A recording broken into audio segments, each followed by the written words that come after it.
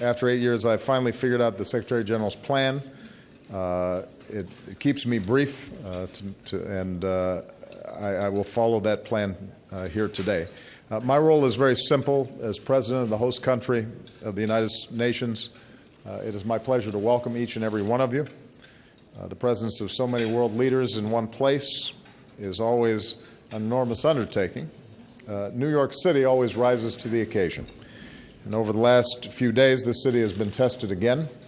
And on behalf of all of us, I want to salute our police officers, our law enforcement officials, our first responders for hosting us, but also showing the world the true meaning of grit and resolve. So thank you again, New York City and the New York, New Jersey area. As I said earlier today, even as we work to uphold our international system, it is the choices of individuals that decides whether our world is defined by confrontation or cooperation.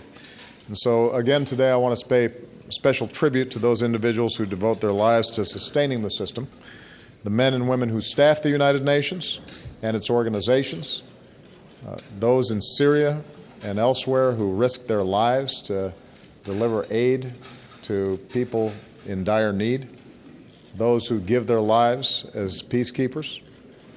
The entire world is in their debt. And I would note, just as this morning was my last speech to the General Assembly as President, this will be my last toast at this luncheon. It will be the Secretary General's as well. So I want to take this opportunity on behalf of all of us to say thank you, Mr. Secretary General, for your outstanding leadership of this institution and the example of your life. You've traveled a remarkable journey. Born in a village in South Korea, rising to the highest levels of global leadership, and it is a testimony to your courage and your optimism, your imagination, and your will.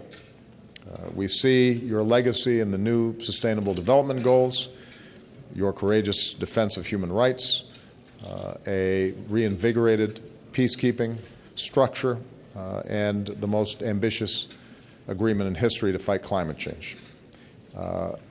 I should point out we're not the only ones who are grateful for the Secretary General's leadership. A village on the island of Samoa declared him officially a crown chief and prince, which I believe is a title that you can keep for life. There's no term limit to that. So let me propose a toast to the 8th Secretary General of the United Nations, who in his 7th decade still embodies what Robert Kennedy famously called the qualities of youth. Not a time of life, but a state of mind, a temper of the will, a quality of the imagination, and a predominance of courage over timidity. That aptly describes our Secretary General. We are grateful for his service. We're grateful to his team. The world is better for it. Thank you.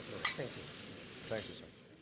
The rise and rule and reign of ISIS and paying ransom to terrorist-sponsoring states is a testament to this truth of history. Let me make you a promise.